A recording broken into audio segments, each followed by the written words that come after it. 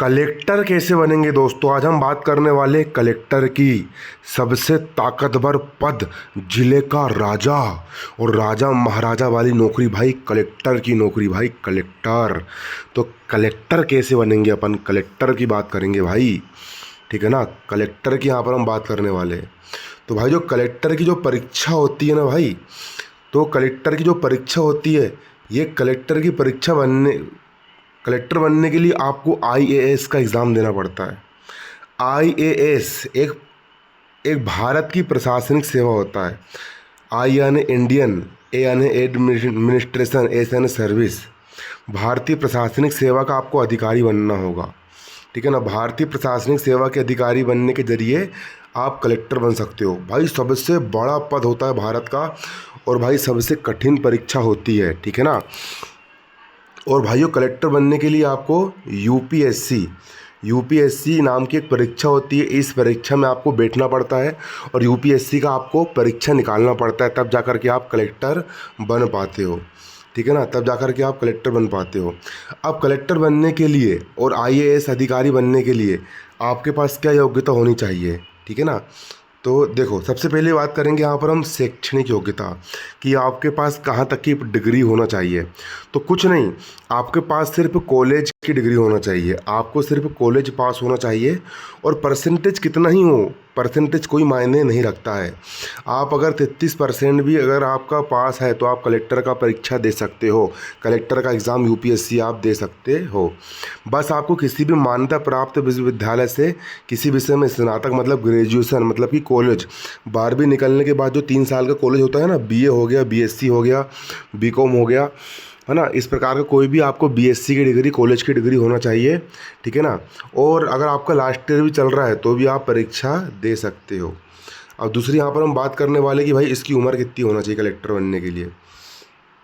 तो दोस्तों, कलेक्टर बनने के लिए आप यहाँ पर देख सकते हो, कलेक्टर बनने के लिए जो उम्र होना चाहिए, अगर हम बात करें जर्नल की, अगर हम बात करें किसकी, जर्नल की, तो दोस्तों प्यारे बच्चों, जर्नल जो होता है, जर्नल मतलब कि जो पंडित लोग होते हैं, सामान्य में आते हैं, वो लोग 21 साल से लेकर के 32 साल की उम्र तक कलेक्टर की परीक्षा दे सकते हैं।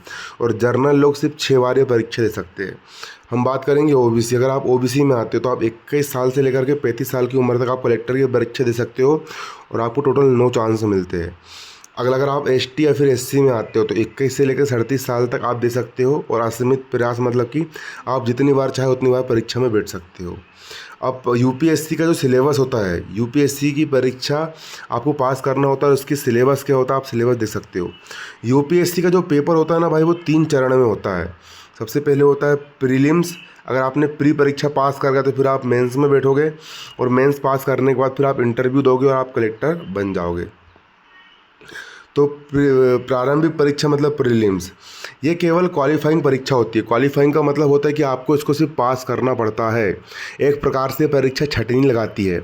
इसमें आप कितने अच्छे नंबर लेकर के जाओ, वो नंबर आपके कलेक्टर बनने की परीक्षा में नहीं जुड़ते हैं। कुल मिलाकर के भाई, जब परीक्षा मेंस में बैठने की एक एंट्री परीक्षा होती है ना, इसके अंक मेरिट में नहीं जुड़ते, सिर्फ क्वालिफाइंग होती है।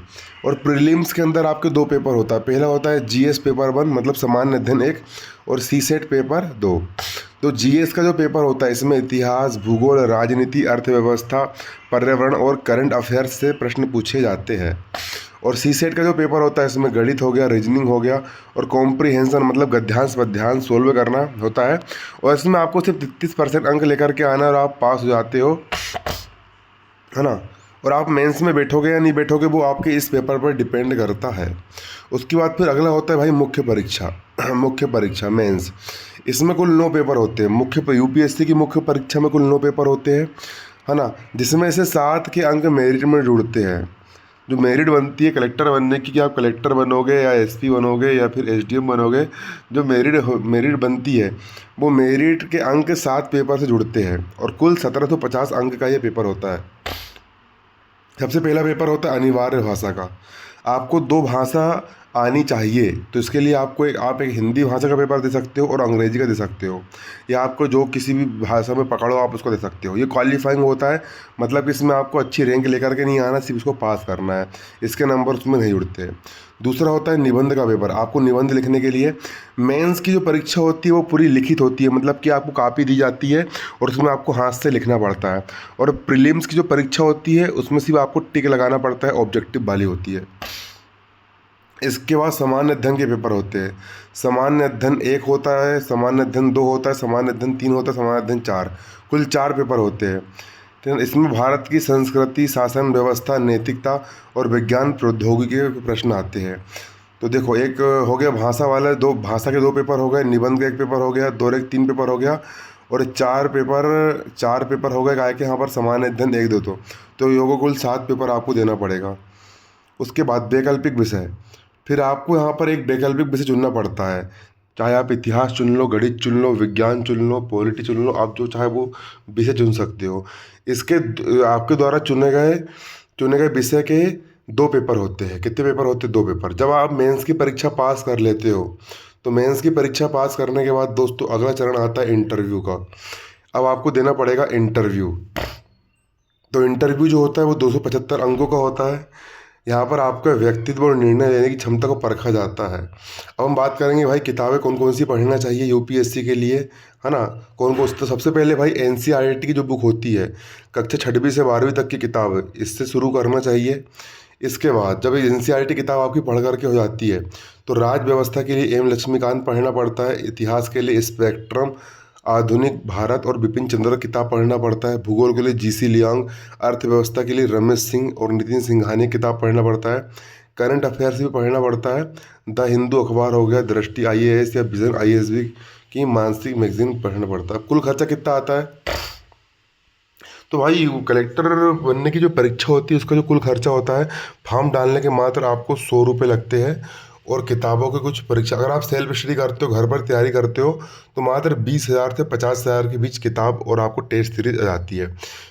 फिर 20 से 30,000 रुपये की आपको किताब आ जाएगी, और 30,000 की किताब से आप सेल्फ स्टडी करके आप कलेक्टर बन सकते हो। और कोचिंग जाओगे तो भाई कोचिंग में तो लूटम पट्टी चालू है, आपको पता ही है भाई, इतने लाओ उसका तो कोई अंत नहीं है। ऑनलाइन कोचिंग भी आप यूट्यूब से फ्री में पढ़ सकते हो, और कुछ लोग पैसे लेकर के भी पढ़ाते हैं।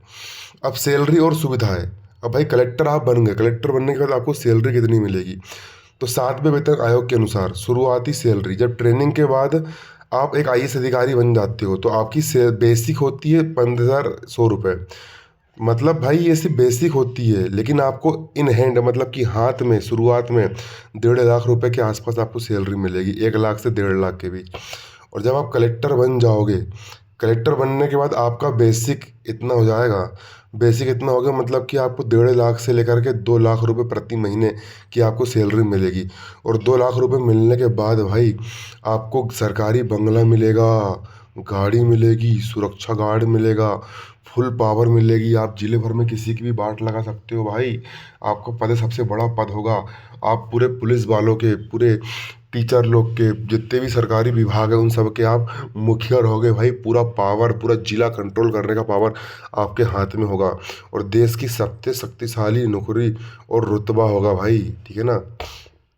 और परीक्षा पास करने के बाद आप तुरंत कलेक्टर नहीं बनते हो, है ना। इसके लिए सबसे पहले आपको ट्रेनिंग लेने के लिए मसूरी जाना पड़ता है, फिर एसडीएम के रूप में कार्य करना पड़ता है, और 6 से 8 साल के अनुभव के बाद आप कलेक्टर बनते हो भाई, ठीक है ना। तो ये हो गया आज का वीडियो। और भाई कलेक्टर बनने की पूरी तैयारी हिंदी मीडियम वाले बच्चों को मैं करवा रहा हूँ। उसके लिए आपको क्या करना है, मेरा चैनल है UPSC with WITH with Aman AMAN, Aman Sahu sir Hindi medium. UPSC with Aman Sahu sir Hindi medium आपको यूट्यूब पे सर्च करना है, और मेरे इस चैनल को सब्सक्राइब कर लेना है भाई। इसमें आपकी पूरी फुल तैयारी मैं करवाऊँगा, इसी तरह हिंदी में पूरा समझा करके बताऊँगा।